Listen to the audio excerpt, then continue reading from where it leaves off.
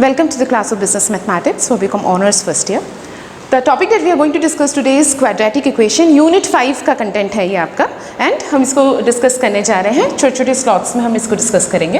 पहले डिफाइन करते हैं कि क्वाड्रेटिक इक्वेशन क्या होता है. ठीक है, अभी तक हमने साइमल्टेनियस इक्वेशन का एक कॉन्सेप्ट अभी आपको हाल में ही हमने क्लियर किया है. अब हम धीरे धीरे समझने जा रहे हैं कि एक क्वाड्रेटिक इक्वेशन क्या होता है. देखिए, एन इक्वेशन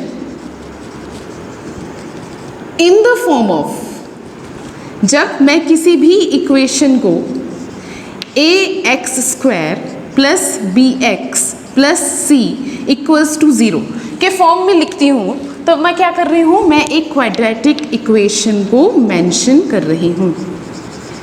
आपको क्या डिफरेंस दिखाई दिया? साइमल्टेनियस इक्वेशन से क्वाड्रेटिक इक्वेशन कैसे डिफरेंट है?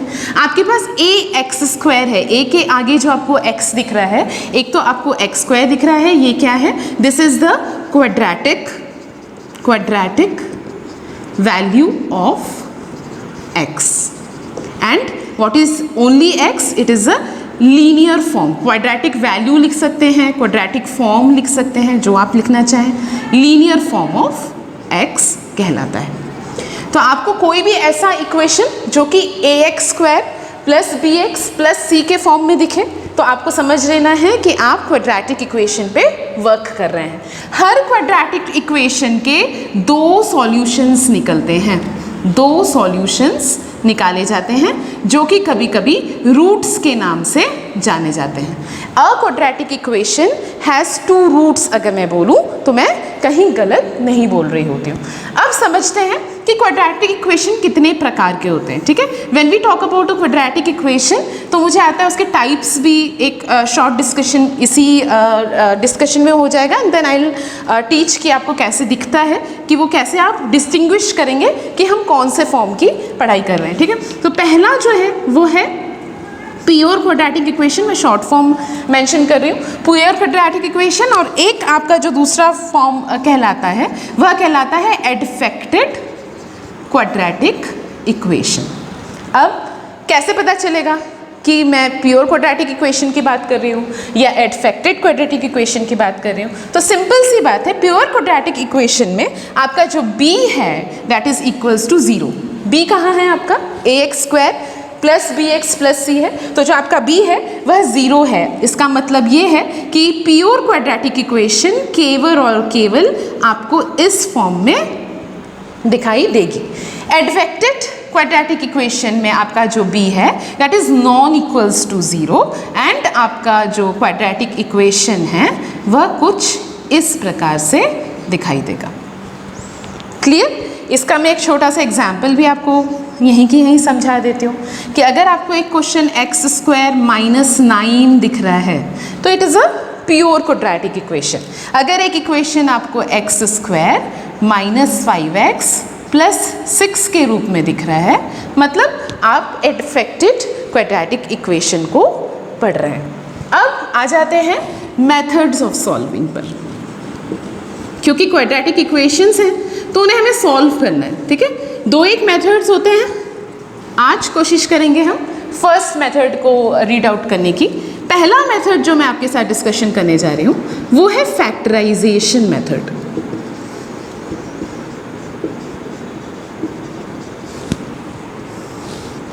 फैक्टराइजेशन मेथड में आपके पास इक्वेशन रहेगी, हमेशा quadratic equation will be in the form of A X square plus B X plus C.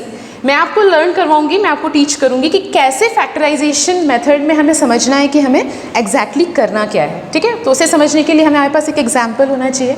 Example बहुत नया नहीं ले रही हूँ मैं, जैसा कि आपको समझाया कि एडफेक्टेड क्वाड्रेटिक इक्वेशन में ही आप अपना परफॉर्मेंस दिखा सकते हैं. जो भी आप मेथड एम्प्लॉय करते हैं वो हमेशा एडफेक्टेड में ही एम्प्लॉय की जाती है, तो हमें एग्जाम्पल जो लेना पड़ेगा वो एडफेक्टेड का लेना पड़ेगा. तो एक छोटा सा एग्जाम्पल मैं आपके लिए ले रही हूँ and this is the x square minus 5x plus 6 का जो क्वेश्चन है इसी को आपकी कन्वीनियंस के लिए लिया जा रहा है. अब इसमें मुझे क्या करना है? फैक्टराइजेशन करना है। फैक्टराइजेशन किसका करना है? पहली बात मुझे x की वैल्यू निकालनी है। आपको बता दिया गया है कि since you are dealing with a quadratic equation, तो आपका क्वाड्रेटिक इक्वेशन के दो सॉल्यूशंस होंगे, ठीक है। तो दो सॉल्यूशंस मतलब आपका आंसर जो है वो कहीं ना कहीं दो वैल्यूज़ आएंगी, या तो सेम आ सकती हैं या पॉजिटिव नेगेटिव आ सकती हैं, नेगेटिव पॉजिटिव आ सकती हैं, कैसे भी किसी भी रूप में आ सकती है। अब मुझे करना क्या है, 1 के आगे जो कोफिशिएंट है उसे इस कांस्टेंट से मुझे मल्टीप्लाई करना है। आंसर क्या आता है? 1 multiplied to 6 is answer is 6। अब मुझे कोई दो नंबर ऐसे ढूंढने हैं जिन्हें मुझे जब मैं ऐड करूं, यहाँ आपको साइन कौन सा दिखता है? प्लस दिख रहा है। अगर मुझे दो नंबर ऐसे ढूंढने हैं, फैक्टर्स ढूंढने हैं, 6 के दो फैक्टर्स मेरे ऐसे होने चाहिए जिन्हें मैं ऐड करूं तो उनका आंसर 5 आए। फैक्टर्स कैसे निकालते हैं? 6 का फैक्टर क्या होता है? 1 multiplied to 6, 6 multiplied to 1, 2 multiplied to 3 and 3 multiplied to 2. These are the factors of 6. अब जब मैं 1 और 6 को ऐड करती हूँ आंसर क्या आता है? 7. 6 और 1 को ऐड करेंगे आंसर क्या आएगा? 7. 2 और 3 को जब ऐड करेंगे तो आंसर क्या आता है? 5. 3 और 2 को ऐड करते हैं तो आंसर क्या आता है? 5. रूल क्या डिस्कस किया आपसे? फैक्टराइजेशन मेथड में आपका जो कोफिशिएंट ऑफ x है पहले वो मल्टीप्लाई हो जाएगा इस कांस्टेंट के साथ। कोफिशिएंट आपको इस क्वेश्चन में 1 दिख रहा है, 1 को जब आप 6 से मल्टीप्लाई करते हैं तो आपका आंसर आता है 6। किन्हीं भी ऐसे दो नंबर्स को आप सिलेक्ट करते हैं जिनका मल्टीप्लिकेशन 6 होता है और एडिशन 5 होता है, एडिशन 5 होता है। 2 and 3 is the best permutation और कॉम्बिनेशन कह सकते हैं, बेस्ट कॉम्बिनेशन कह सकते हैं, क्योंकि 1 और 6 को लेना इज नॉट वैलिड। अब मैं इसको कैसे मूव करूंगी?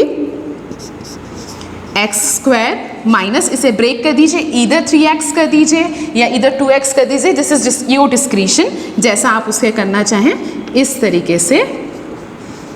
ये हो गया आपका फैक्टराइजेशन मेथड। जब दोनों को मैं ऐड करूंगी तो आंसर आएगा मेरा -5x, ठीक है। और ये वाले साइन को मैंने नहीं डिस्टर्ब किया है, ये सिर्फ ये वाला साइन आपको इसलिए समझाया गया था कि मुझे क्या ऑपरेशन करना है, मुझे इन दोनों को ऐड करना है। ये साइन आपको बताएगा कि आपको एग्जैक्टली करना क्या है, ठीक है। अब इसे आप शॉर्टेस्ट टू शॉर्टेड फॉर्म में निकालने की कोशिश करें। जैसे मैंने x को कॉमन रख लिया और फिर मैंने x -2 किया, इस तरीके से मैंने -3 को कॉमन रख लिया और मैंने इस तरीके से x -2 को यहाँ पर किया। This implies x -2 कॉमन है, x -2 multiplied to x -3 equals to 0. This implies x -2 is also equals to 0 and x -3 is also equals to 0. आपको क्या समझाया गया? क्वाड्रेटिक इक्वेशन में आपके दो सॉल्यूशंस निकलते हैं। तो पहला सॉल्यूशन आपका निकलता है x इक्वल्स टू 2 एंड दूसरा सॉल्यूशन आपका निकलता है x इक्वल्स टू 3। दिस जो है, ये जो कॉन्सेप्ट है आपका, ये आप एम्प्लॉय करेंगे। अगेन आपको बताया गया है कि चेक पॉइंट्स आप खुद डेवलप कीजिए।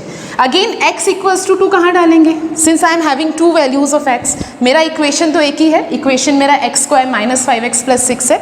आपके लिए चेक पॉइंट डेवलप करते हैं। पहला, केवल मैं एक चेक पॉइंट डेवलप करना बताऊंगी आपको, आप दूसरा चेक पॉइंट खुद डेवलप करना सीखें। Check point taking x equals to 2, कहाँ फिट करूंगी मैं? 2 का स्क्वायर माइनस x की जगह 2 लिख दिया +6 इक्वल्स टू 0। 2 का स्क्वायर इज 4 माइनस 10 + 6 कितना आता है? -6 + 6 आपका 0 आ रहा है। ये आपने खुद ने प्रूव किया। अब एक चेक पॉइंट 3 को लेकर आप कोशिश करेंगे कि कैसे ये प्रूव किया जाएगा। Okay, so this is the first concept of factorisation method. Factorisation method में आपको डिफरेंट टाइप्स ऑफ क्वेश्चंस दिखाई देंगे। आपका पहला काम ये करना है, केवल और केवल आपको ये डिटरमाइन करना है कि मेरा coefficient multiplied to the last constant, जो c के प्लेस पे मेरा कांस्टेंट रहेगा, उसे जब मैं x के कोफिशिएंट से मल्टीप्लाई करती हूँ तो मेरा जो मिडिल फैक्टर है जिसे मुझे फैक्टराइज करना है वो समेशन के फॉर्म में आ सके। जब ये समेशन के फॉर्म में नहीं आएगा देन अल्टीमेटली मुझे कोई दूसरा मेथड एम्प्लॉय करना पड़ेगा। So keep on watching the videos. Thank you.